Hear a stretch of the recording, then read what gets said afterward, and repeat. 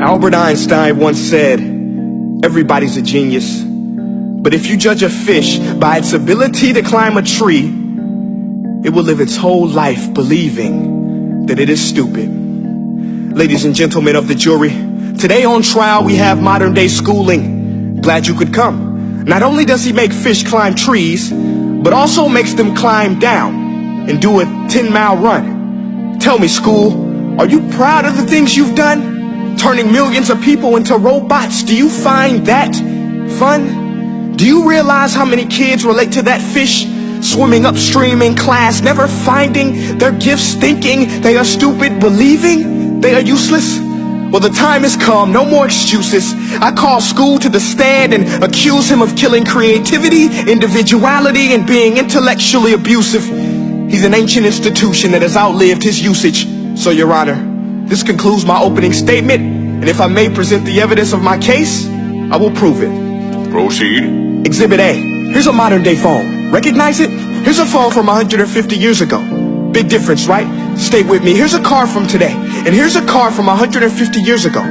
Big difference, right? Well, get this. Here's a classroom of today, and here's a class we used 150 years ago. Now ain't that a shame? In literally more than a century, nothing has changed.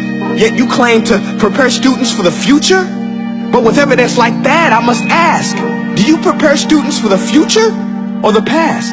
I did a background check on you and let the record show that you were made to train people to work in factories, which explains why you put students in straight rows, nice and neat, tell them sit still, raise your hand if you want to speak, give them a short break to eat, and for 8 hours a day tell them what to think. Oh, and make them compete to get an A letter which determines product quality, hence grade A of meat. I get it. Back then, times were different. We all have a past. I myself am no Gandhi. But today, we don't need to make robot zombies. The world has progressed. And now we need people who think creatively, innovatively, critically, independently, with the ability to connect. See, every scientist will tell you that no two brains are the same. And every parent with 2 or more children will confirm that claim.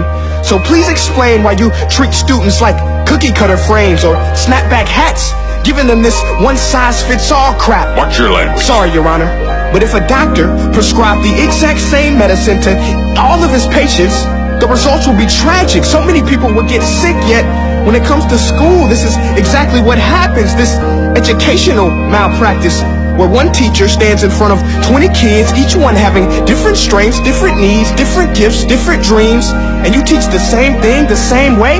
That's horrific. Ladies and gentlemen, the defendant should not be acquitted. This may be one of the worst criminal offenses ever to be committed. And let's mention the way you treat your employees. Objection. Overruled. I want to hear this. It's a shame. I mean, teachers have the most important job on the planet, yet they're underpaid? No wonder so many students are short-changed. Let's be honest.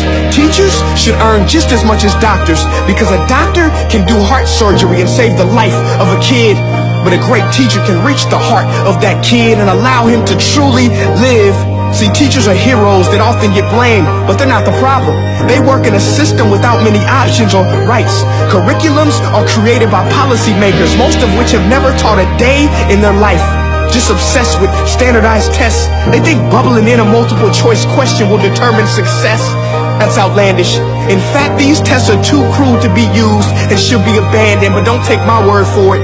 Take Frederick J. Kelly, the man who invented standardized testing, who said, and I quote, "These tests are too cruel to be used and should be abandoned." Ladies and gentlemen of the jury, if we continue down this road, the results will be lethal. I don't have much faith in school, but I do have faith in people. And if we can customize healthcare, cars, and Facebook pages, then it is our duty to do the same for education, to upgrade it, change it, do away with school spirit, because that's useless. Unless we're working to bring the spirit out of each and every student, that should be our task. No more Common Core. Instead, let's reach the core of every heart in every class. Sure, math is important, but no more than art or dance. Let's give every gift an equal chance. I know this sounds like a dream, but countries like Finland are doing impressive things. They have shorter school days. Teachers make a decent wage. Homework is non-existent, and they focus on collaboration instead of competition. But here's the kicker, boys and girls. Their educational system outperforms every other country in the world. Other places like Singapore are succeeding rapidly. Schools like Montessori, programs like Khan Academy. There is no single solution, but let's get moving. Because while students may be 20% of our population, they are 100% of our future. So let's attend to their dreams, and there's no telling what we can achieve. This is a world in which I believe, a world where fish are no longer forced to climb trees. I rest my case.